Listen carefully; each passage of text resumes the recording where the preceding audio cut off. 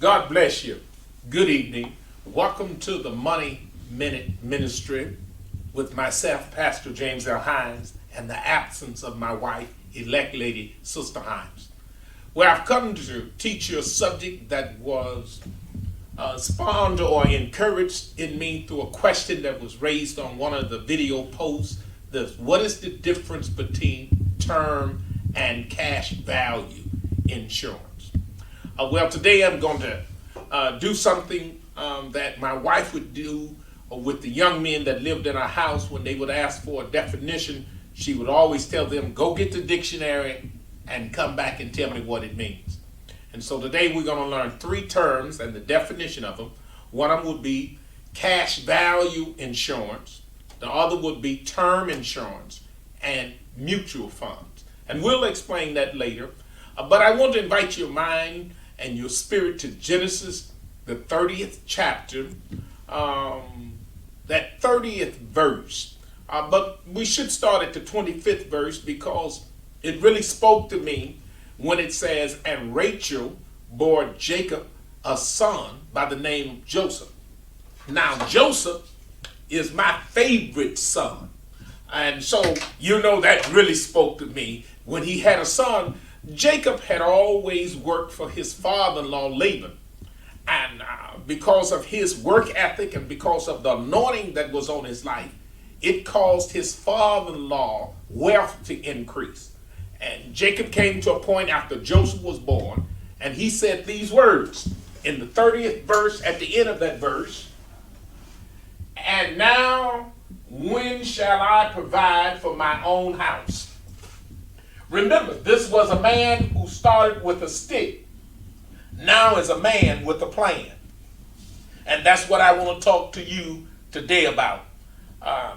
Having nothing and getting a plan to have something.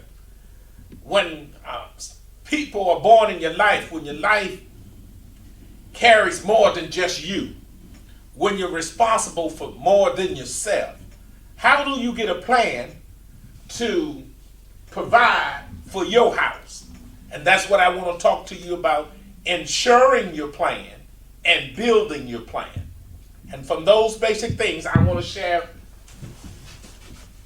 what I call cash value life insurance. A permanent life insurance policy, not term, that charges high premiums, what they charge you to have the policy, and puts money in a savings account with low return rates. Also referred to, one of these policies would be a whole life, a universal life, or variable life. Many of you get those policies through insurance companies or an agent. He or she sells your whole life, universal life, or variable life. I'm trying to tell you what you need is a term life insurance policy. And let me share with you. Term life insurance is life insurance that remains in force for a certain period, called a term. It comes in 10 years, 20 years, or 30 years. You can get some things called short term, 5-year, but usually they start at a 10-year term. Mutual funds, an investing tool where a group of people combine their money to create a fund of several different stocks. So I want you to learn those three terms. What I call cash value life, where you get excited when an agent says you can have this money at the end of your life or you can borrow against this. Sounds good, but remember, it's not providing for your house. You remember Laban wanted Jacob to stay with him because he was getting blessed. He did not want Jacob to discover another plan for him to provide for his own house.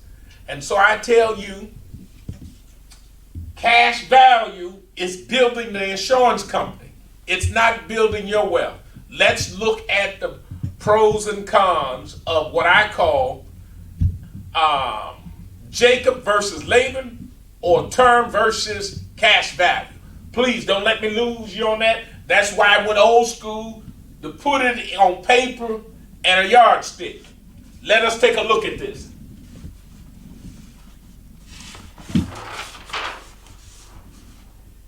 Jacob equals term, or Laban equals cash value.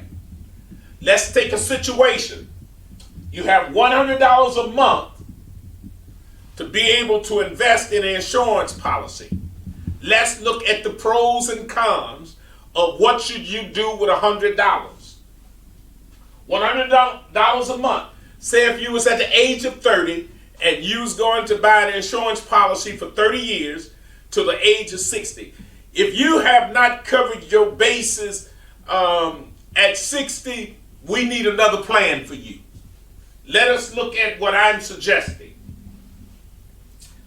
In the cash value, if you put $100, you can get a cash coverage of $100,000.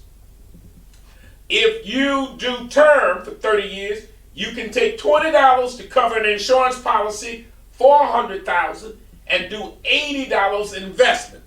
What am I teaching you? Under the term policy, you have a coverage of $100,000 plus an investment. So about what I would call about 60 cents a day, you're holding basically $100,000 and having an investment. On the cash value, you're having the same policy, but the investment is very minimal. And I want to show you the difference.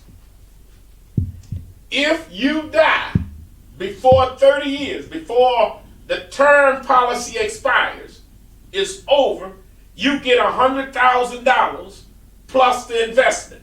Say if you was in the 20th year of this investment, you would get, your beneficiary will get $100,000 plus the investment.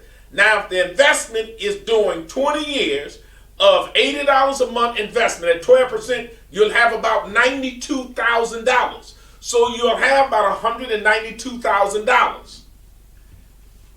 If the cash value, you get the cash value deducted from the $100,000. In other words, if you die before 30 years is up, your beneficiary will get $100,000, but not the cash value. They say if it's at $8,000, they will give you the $8,000 and then give you a check for $92,000, equaling the value of $100,000. Let's go a little bit further. If you live, now this is where it gets real interesting.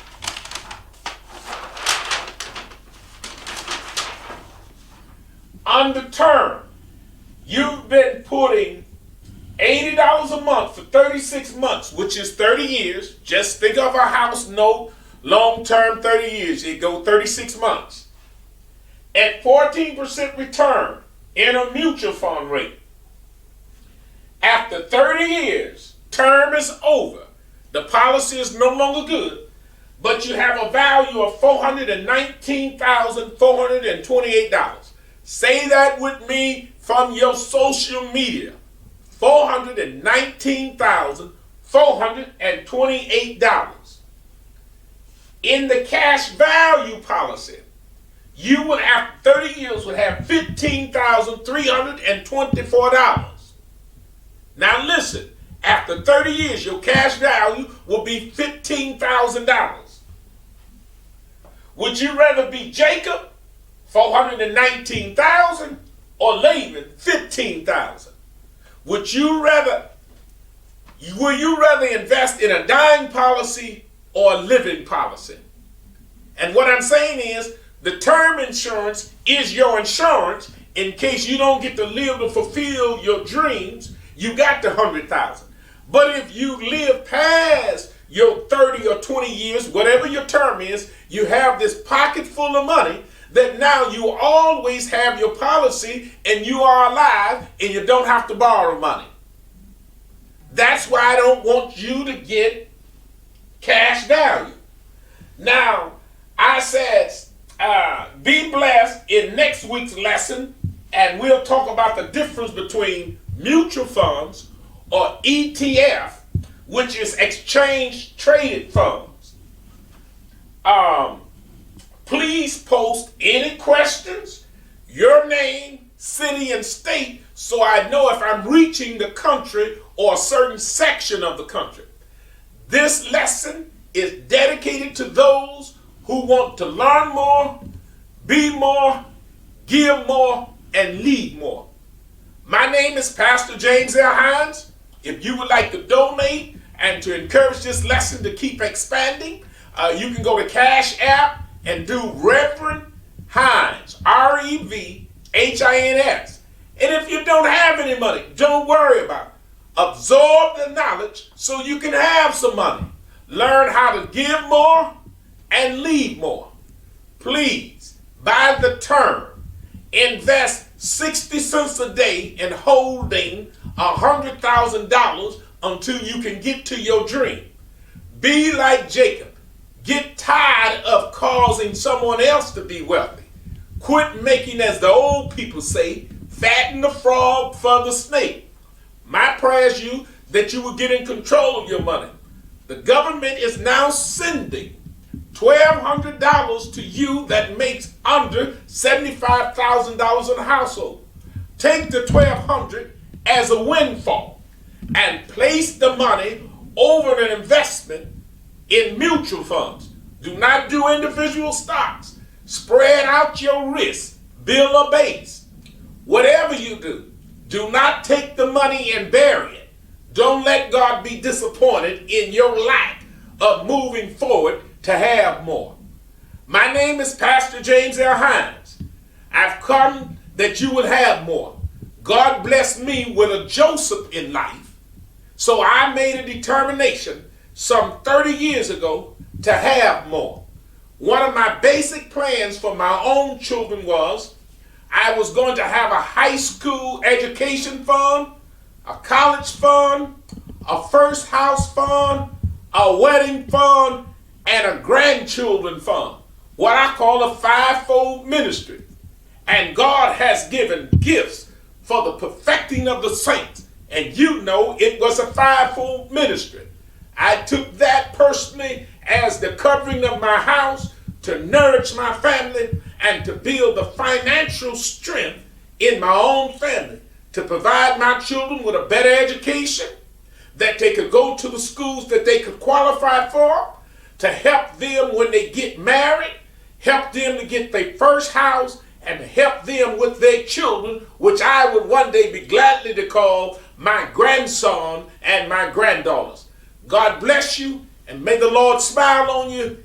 Till next week, we shall go into mutual funds and ETS, exchange traded funds. God bless you, and may the Lord smile on you.